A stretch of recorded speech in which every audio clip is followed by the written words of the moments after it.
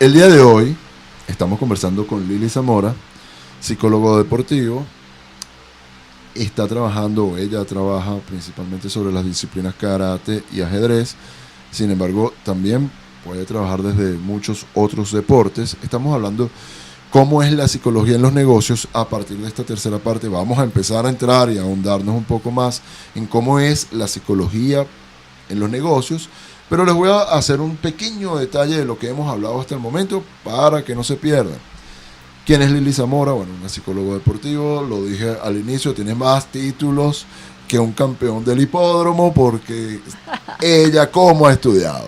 Máster en Administración de Empresas de la UCAP, Gerencia de Proyectos en el Project Management Institute, Certificación Internacional de Psicología Positiva por la Sociedad de Psicología Positiva en Argentina, Be Positive Consultores. Ojo, y esto es porque lo resumí, porque si no se me da el programa diciendo los títulos.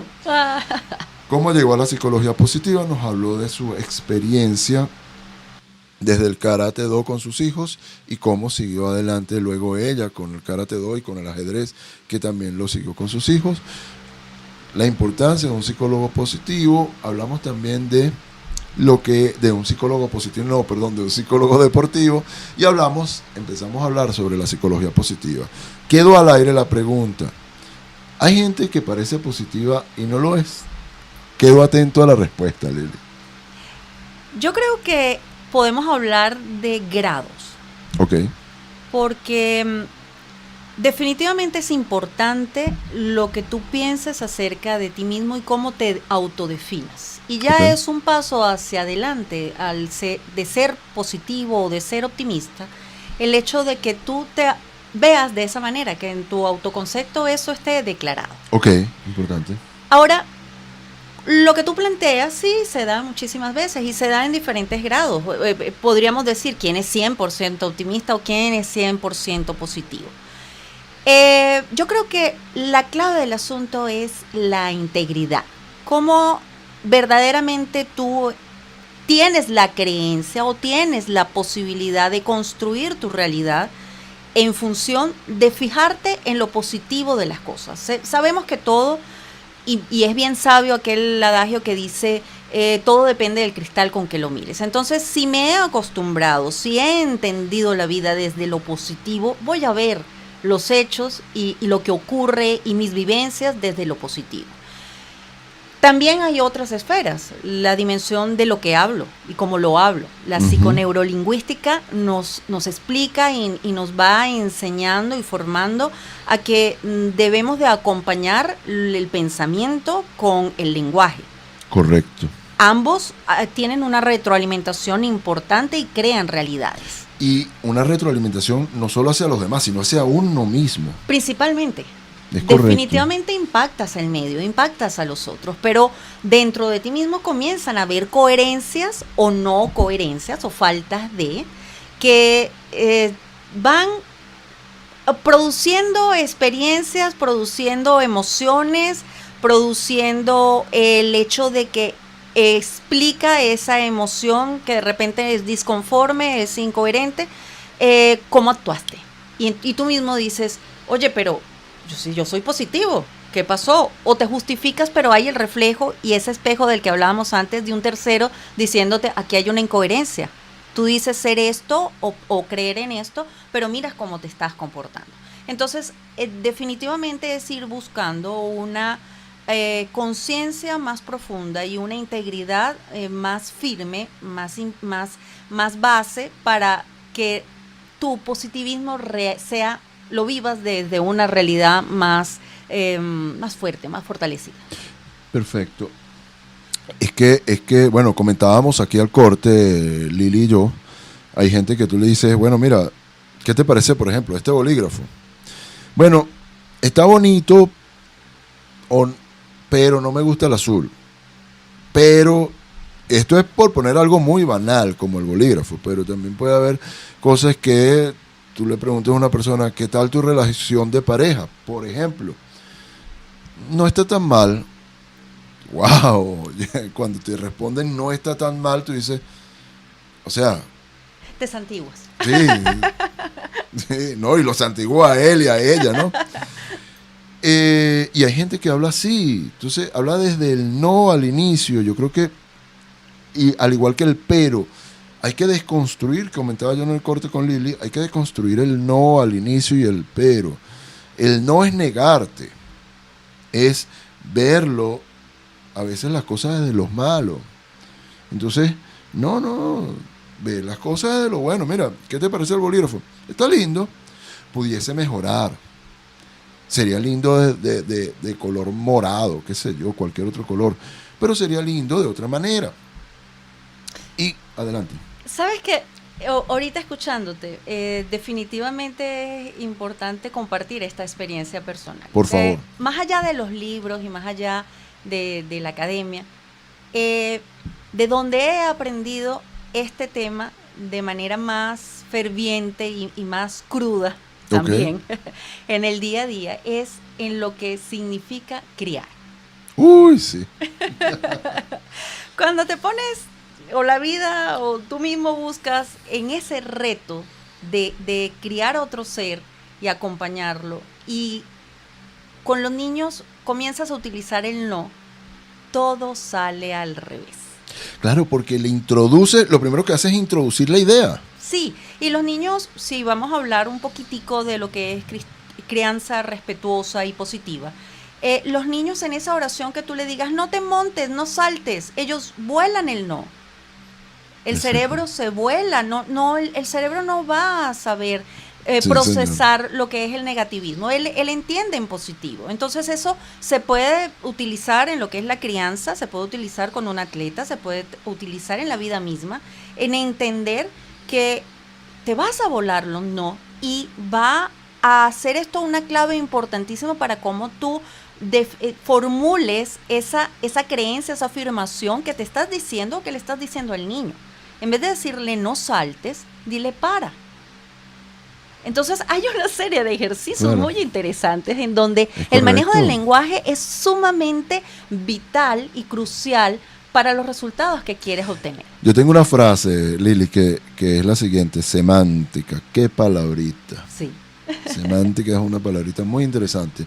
Y sobre todo, cuando le dices no, lo primero que hace la persona, y no solamente el niño, a cualquier persona, tú le dices, no hagas esto, o sea, no sé, no toques el micrófono. Lo primero que tiene que procesar el cerebro es tocar el micrófono y luego decir, esto no lo puedo hacer. Exactamente. Introduces la idea.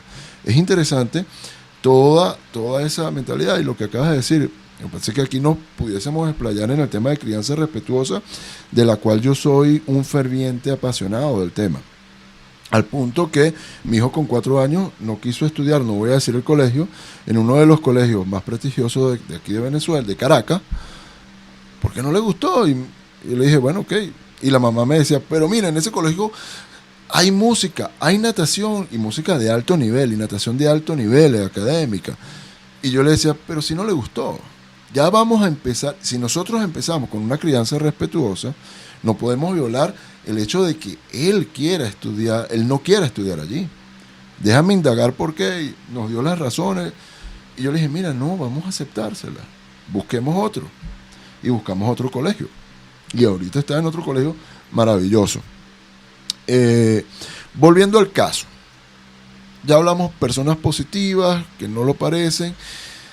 ¿Sabes qué es difícil, Liliana? Mantener el positivismo siendo un emprendedor, llevando un negocio. ¿Cómo mantener el positivismo? Voy a poner el caso en una Venezuela como lo fue la Venezuela del 2017, una Venezuela bastante difícil. ¿Cómo mantener el positivismo siendo un empresario o siendo un emprendedor en plena pandemia? A veces ser emprendedor, y esto yo lo digo muy responsablemente, no es para todo el mundo, porque es una montaña rusa.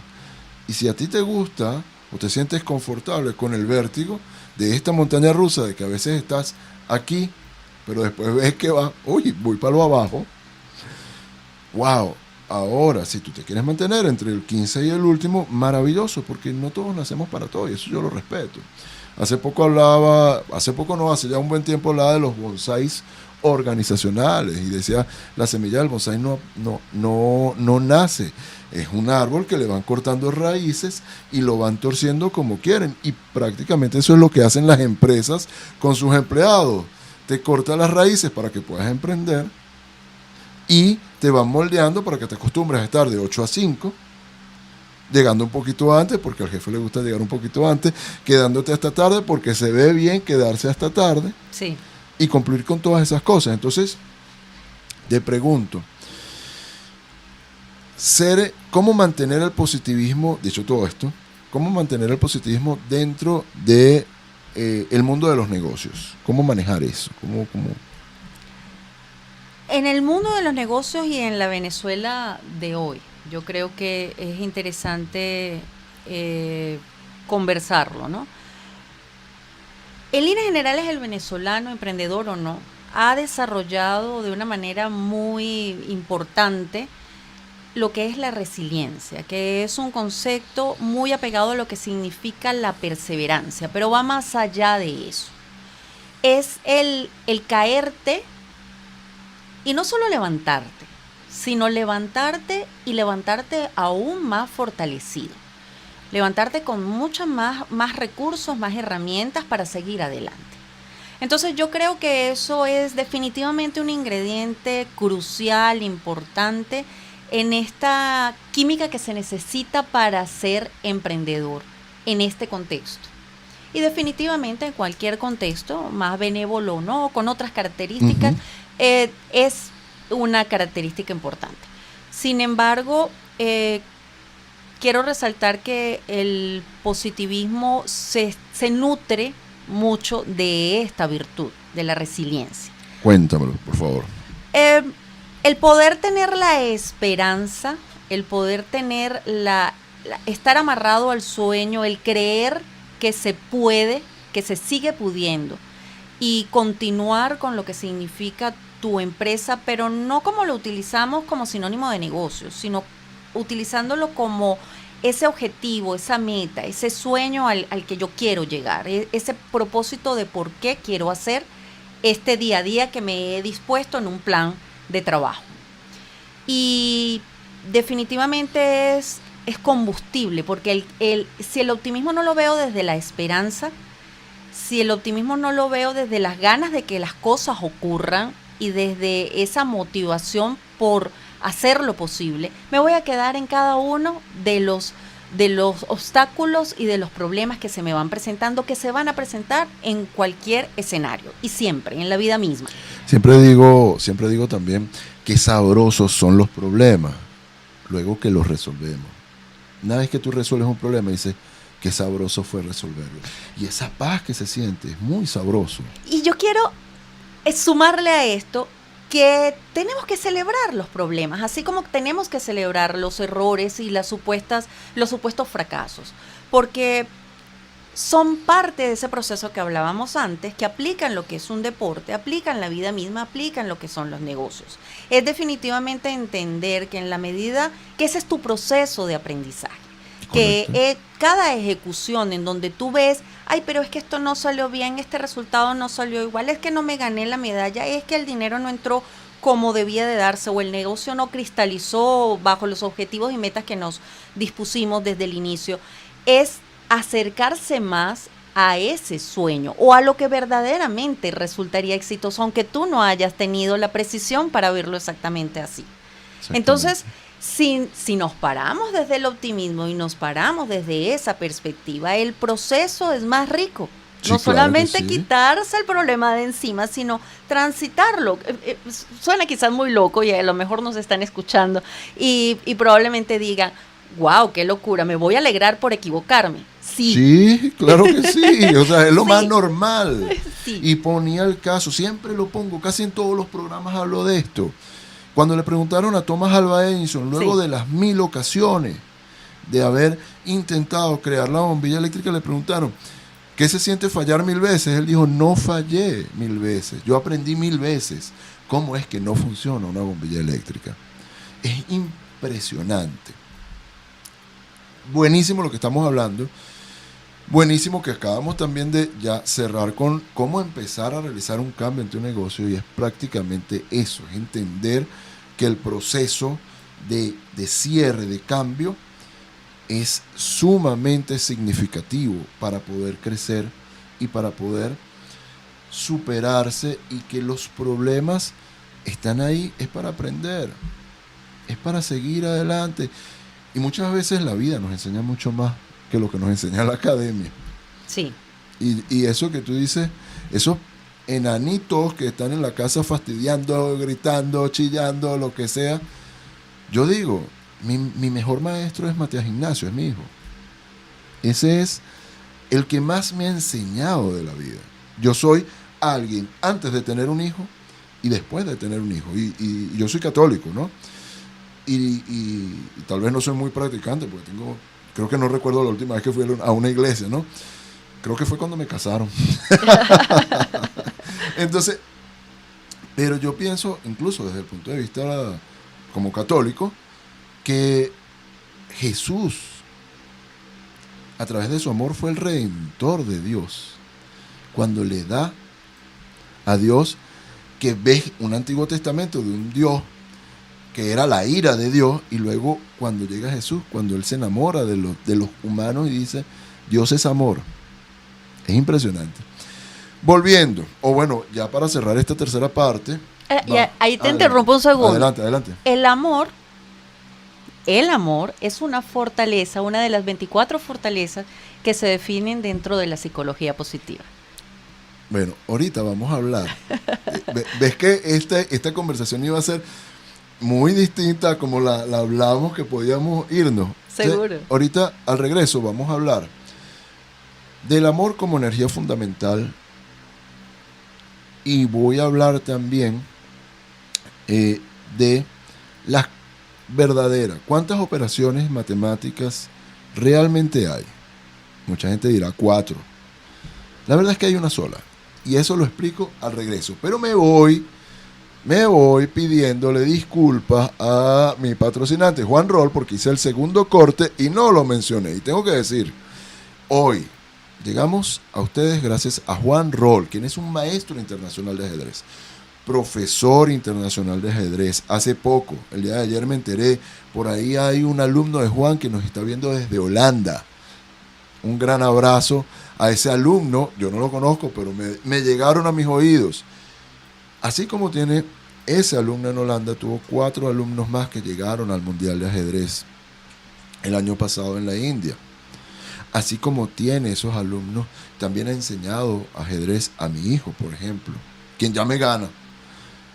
Y así como en esas tertulias, que yo estoy presente en todas las clases de ajedrez, así como en esas tertulias que Juan le da a mi hijo, él no solamente siembra el ajedrez como juego, él siembra el ajedrez como metodología de vida, como práctica de vida. Asimismo, lo puedes sembrar tú en tu vida, para tus negocios, para tu vida personal.